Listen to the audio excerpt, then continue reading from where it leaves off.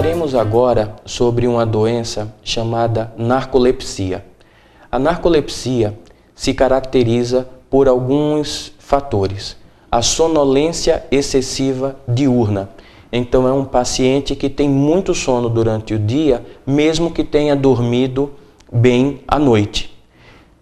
Essa sonolência excessiva diurna se deve a alterações no mecanismo em sistema nervoso central de alguns neurotransmissores reguladores do sono. Um outro sintoma que o paciente apresenta também, ou pode apresentar, é a cataplexia. O que é a cataplexia? É a perda muscular, a perda do tônus muscular. É um paciente que está acordado durante o dia em uma atividade normal e imediatamente bate um sono incontrolável nele, ele perde o tônus muscular e ele cai sentado ou cai deitado e começa o sono sem que a pessoa consiga acordá-lo de imediato. Um outro fator também, um outro item importante para o diagnóstico da narcolepsia são as alucinações. O que seriam essas alucinações? As alucinações elas podem ser hipnagógicas ou hipnopômpicas. A alucinação hipnagógica é aquela que ocorre quando a pessoa vai começar a dormir. E a alucinação hipnopômpica é quando a pessoa está acordando. Seria como se a pessoa se deitasse para dormir e já começasse a sonhar antes mesmo de iniciar o sono.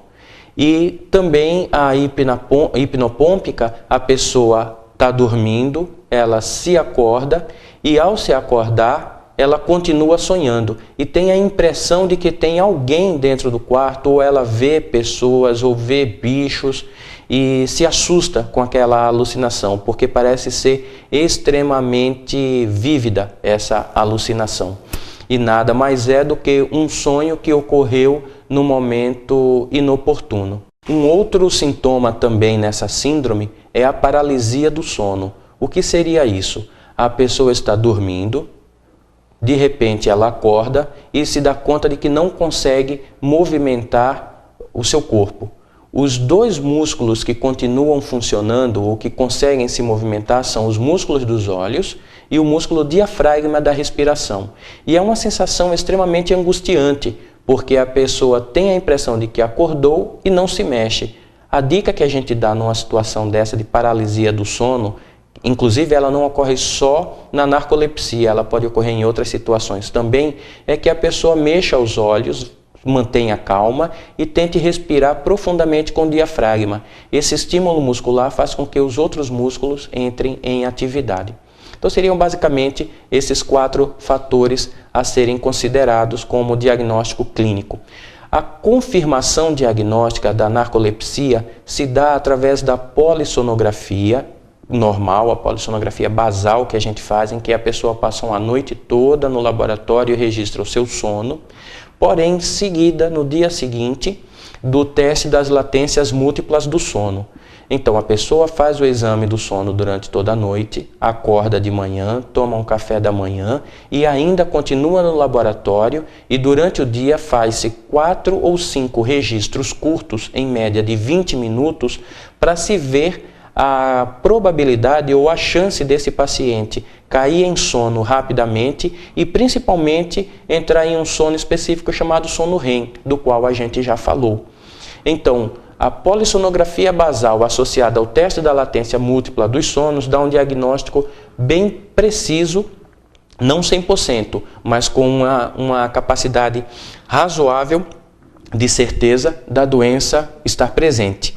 Existem hoje testes específicos genéticos, através de estudo de cromossomo, também dosagens laboratoriais, principalmente de algumas substâncias no líquido cefalorraquidiano, ou líquor, que é o líquido que reveste ou que banha o sistema nervoso central. E com esses testes também, que são mais feitos em pesquisa, a gente consegue dar o diagnóstico da narcolepsia. Dado o diagnóstico da narcolepsia, chama-se a atenção para o risco desses pacientes se acidentarem, porque eles podem entrar em sono no trabalho, no dia a dia ou até mesmo dirigindo. Como fator predisponente para esse sono entrar subitamente, teríamos o estresse e grandes emoções. Por exemplo, se a pessoa ri, se a pessoa tem uma emoção forte, uma alegria muito grande, uma tristeza muito grande, ela pode ser tomada por um ataque de narcolepsia e cair dormindo sem controle.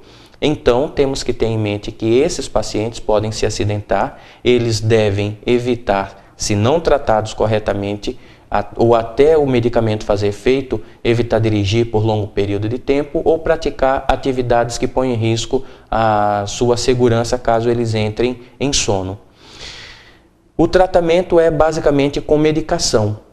É uma medicação de extremo controle, é uma receita específica que a vigilância sanitária tem um controle sobre a prescrição desses medicamentos e deve ser feito por médico especialista. Dessa forma, o paciente que tem narcolepsia pode levar uma vida normal, sem pôr em risco a sua saúde, a sua vida e a vida dos outros.